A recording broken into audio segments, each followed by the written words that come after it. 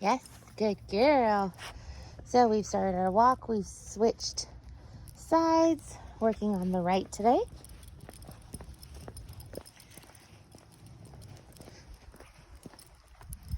Still working on that pressure equals attention. Good girl. Except I am making sure that we completely spin into loose leash walking position. So she's not allowed to get rewarded for facing the wrong direction, right? Because now we're starting to help her understand she needs to be in heel position in order to get rewarded. Good girl. Good girl. And she keeps trying to get to the other side of me. So every time she does that, I'm just going to slow down and if need to stop, because she will eventually hit pressure, right? Like right there, she hit pressure. And the reason why she's struggling, at least one reason could be, is that the German Shepherd is out. So we're going to start on this side of the road. And just like with the Shiba Inu last time, we're going to go slow. Make sure that we're focused on her body language. If she starts to get ahead, I'm going to stop and encourage her back into heel. So you can kind of look at this as her communication to you that she needs to stop and process is her going out of that loose leash walking position. Good girl.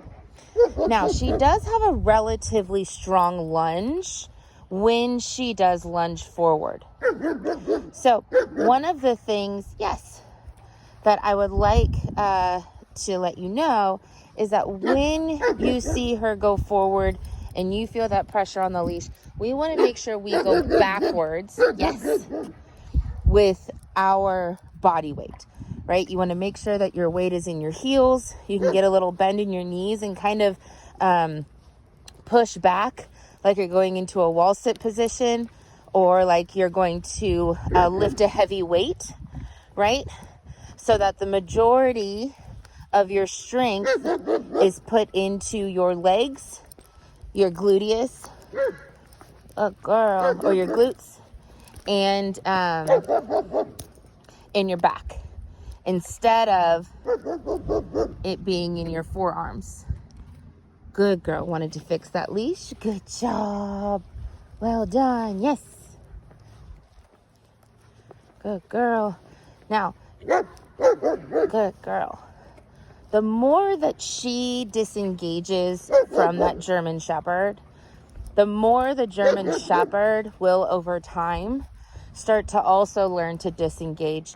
Because if she never focuses on him, if she never pays attention to him, she's not going to be as fun and interesting. And so his reactivity towards her will drop. Now, it may never go away if their owners don't specifically work on it, but it's definitely not going to be as intense when you walk by. So if you're worried about dogs, you know, barking in the neighborhood at you and your dog while you're working on this reactivity, keep in mind that you doing this and teaching your dog actually is going to help later on with the other dogs in their backyard having reactivity. Again, you're not going to fix their reactivity doing this as far as the dog on the other side of the fence, but the intensity of that dog's reactivity towards your dogs will definitely decrease, if not diminish altogether. Now she's trying to figure out, she's like, where are we going to go? Where are we going to go? Good girl. Whoop. You don't know where we're going, ma'am. I know where we're going. Good girl. I'm going to wait for this big Amazon truck to go by. Yes. Before we attempt to move forward. And we're going to go a new path. Good girl. Every time we walk, I do like to go a different direction. Partially so that I can figure out where all the triggers are in the neighborhood for her, right? But also so that we can really keep it stimulating. If we go on the same walk every single time, it's not as stimulating for her to go through that process. Good girl. Good girl. Good girl. Now, another thing to keep in mind is, especially when we're like on the road like this, and you're concerned, because I noticed like last time we were on our walk, sometimes when she gets scared, she just kind of darts. And you're concerned about her darting in the wrong direction, right? To where she might accidentally dart into the street instead of darting away from the street. One thing that you can do is put a second hand on the leash, right? The hand that you're usually giving a treat to fix your leash. Oh, dog bark. Fix your leash. Thank you. Right? That instead of using this hand as the ability to reward, what you'll do is you'll grab the leash to shorten it, right? So now there's pressure applied, so I'm going to wait till she refocuses.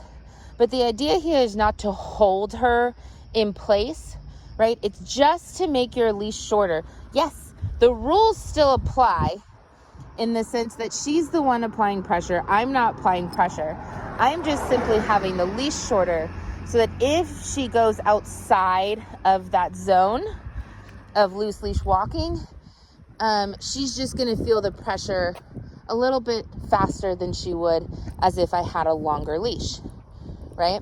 So again, I'm never holding her in position. I'm just keeping my leash short enough so that she can't go very far outside of the position. Good girl. Good girl. Well done, yes. Now this is also a more difficult walk for her because we are much closer to traffic. I have another vehicle coming up. I'm going to shorten my lead. See how she went to the opposite side of me? Good girl. That's one of the reasons why I'm shortening my lead. Good girl. And again, it's kind of like a scoop, right? Good girl. Up, up, up, up, up.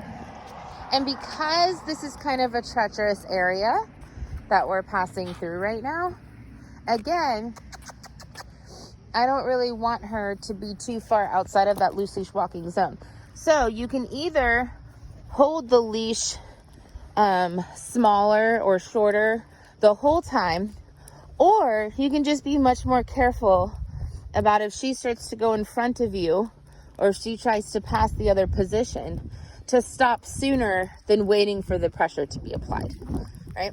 Now there's a little bit more space. Whoop. I'm going to stop. She went to the wrong side. Yes. Good girl. But I'm going to go ahead and create a little bit of space off the road, simply because we can. And it's safer that way. Good girl, yes. Good girl, yes.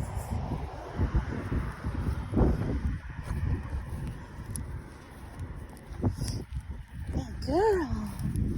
Good job. All right. So we found a nature trail, and there are these cool blocks on top of it. So what I want to do is work on encouraging her to get on top of these things that she doesn't normally get on top of. I know that she'll jump up on the couch. And the reason why, one, is so that we have another opportunity to work on that off cue, right?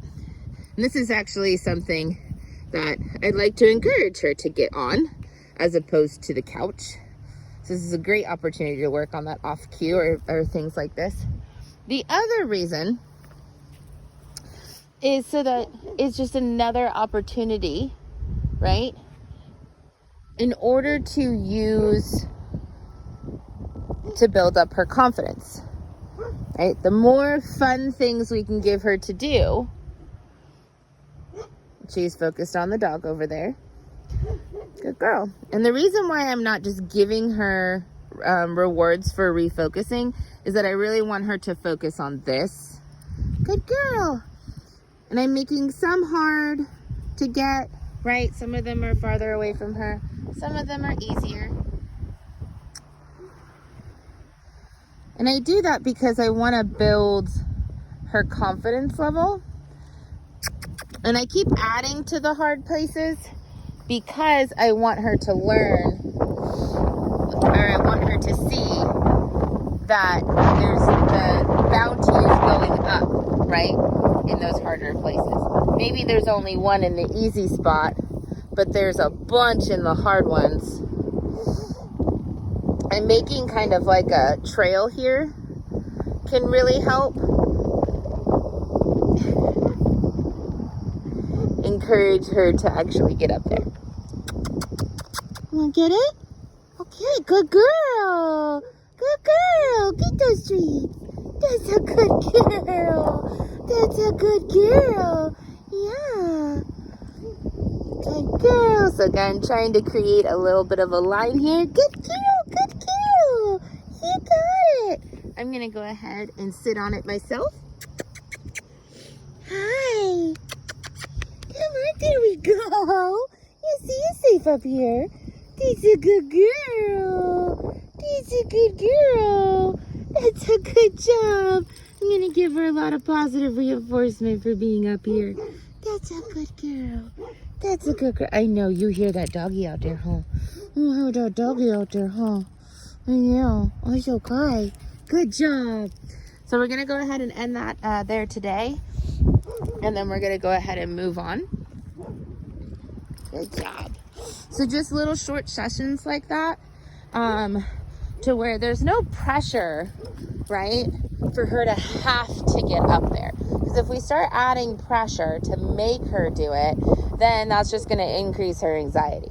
So instead, we just want to keep it super short, make it really positive when she is brave, and then move forward. And each time you do it, it should increase her confidence to where she's more willing to get a little bit higher each time. Now, she did apply pressure on the leash, which is why I'm not moving. As soon as she refocuses, she'll get her reward and we'll move forward again. There's a lot more smells in the grass. Good girl! Than like on pavement. So it is going to be a little harder for her possibly to disengage in this area and refocus on me. Which is actually okay because everything that she's sniffing is something she's mentally processing. And that's just going to wear her out more.